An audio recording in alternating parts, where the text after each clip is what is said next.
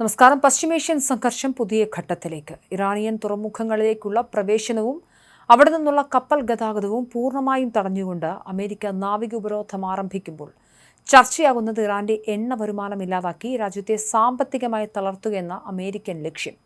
ഈ ഒറ്റ ലക്ഷ്യത്തിനു വേണ്ടിയാണ് US പ്രസിഡന്റ് ഡൊണാൾഡ് ട്രംപിന്റെ നിർണായക നീക്കം. ഹോർമൂസ് കടലിടുക്കിന് സമീപം US പടക്കപ്പലുകൾ നിലയുറപ്പിച്ചതോടെ മേഖലയിൽ യുദ്ധസമാനമായ സാഹചര്യം നിലനിൽക്കുകയാണ്. ഇതിനിടെയാണ് അമേരിക്ക ഇറാൻ രണ്ടാം വട്ട ചർച്ച നടക്കുമെന്ന് റിപ്പോർട്ട് പുറത്തുവരുന്നത്. ഫെബ്രുവരി 28-ന് തുടങ്ങിയ യുദ്ധം അവസാനിപ്പിക്കാനായി പാകിസ്ഥാൻ നടന്ന സമാധാന ചർച്ചകൾ പരാജയപ്പെട്ടതാണ് ഉപരോധത്തിലേക്ക് നയിച്ചത്. നിലവിൽ 2 ആഴ്ചത്തെ വെടിനിർത്തൽ നിലവിലുണ്ടെങ്കിലും ചർച്ചകൾ വഴിമുട്ടിയതോടെ ഇറാനെ സമ്മർദ്ദത്തിലാക്കാനാണ് ട്രംപ് ഈ മാർഗം സ്വീകരിച്ചത്.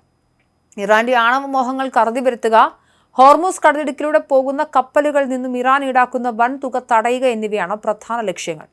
ഇത് രണ്ടാം വട്ട ചർച്ചയിൽ ഫലം കാണുമെന്നാണ് അമേരിക്കൻ പ്രതീക്ഷ. 2 ആഴ്ചത്തെ വെടിനിർത്തൽ അവസാനിക്കുന്നതോടെ മേഖലയിൽ പൂർണ്ണതോതിലുള്ള യുദ്ധം തുടങ്ങുമോ എന്നാണ് ലോകം ഭയക്കുന്നത്. അമേരിക്കൻ ഉപരോധം ഇറാനെ ചർച്ചയ്ക്ക് പ്രേരിപ്പിക്കുമോ അതോ കൂടുതൽ പ്രകോപനങ്ങളിലേക്ക് നയിക്കുമെന്നതിൽ വരും ദിവസങ്ങൾ നിർണായകമാണ്.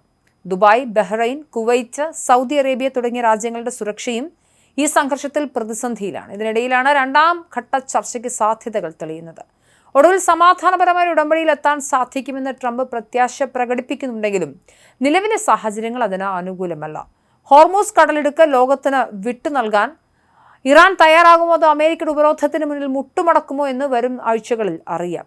ലോകത്തെ മുഴുവൻ നിശ്ചലമാക്കാൻ ശേഷിയുള്ളൊരു വൻ സംഘർഷത്തിന്റെ നിഴലിലാണ് ഇപ്പോൾ പശ്ചിമേഷ്യ. ഇറാന്റെ തീരത്തോടടുത്ത് ആക്രമണ സാധ്യതയുള്ളതിനാൽ ദൂരെ മാറി ഒമാൻ ഉൾക്കടലിലും ഇന്ത്യൻ മഹാസമുദ്രത്തിലുമാണ് US പടക്കപ്പലുകൾ വിന്യസിച്ചിരിക്കുന്നത്.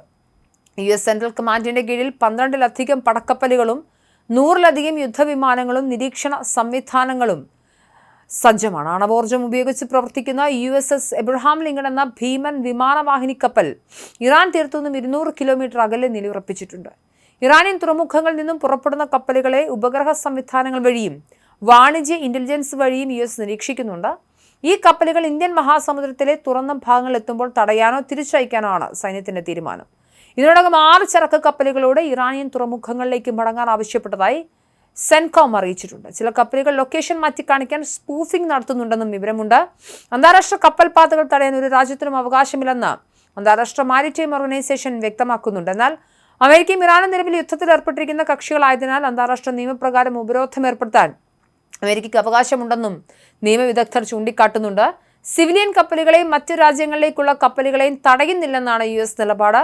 ഇറാന്റെ എണ്ണയുടെ 90% വാങ്ങുന്നത് ചൈനയാണ്. അമേരിക്കയുടെ ഉപരോധം ചൈനയുടെ സമ്പദ് വ്യവസ്ഥയെ നേരിട്ട് ബാധിക്കും. സമാധാന ചർച്ചകളിൽ ചൈനയെ കൂടുതൽ സജീവമാക്കാൻ ഈ സാമ്പത്തിക സമ്മർദ്ദം സഹായിക്കുമെന്നും അമേരിക്ക കണക്കുകൂട്ടുന്നു. എന്നാൽ അമേരിക്കയുടെ നീക്കം അപകടകരവും ഉത്തരവാദിത്തരഹിതവുമാണെന്നാണ് ചൈനയുടെ പ്രതികരണം.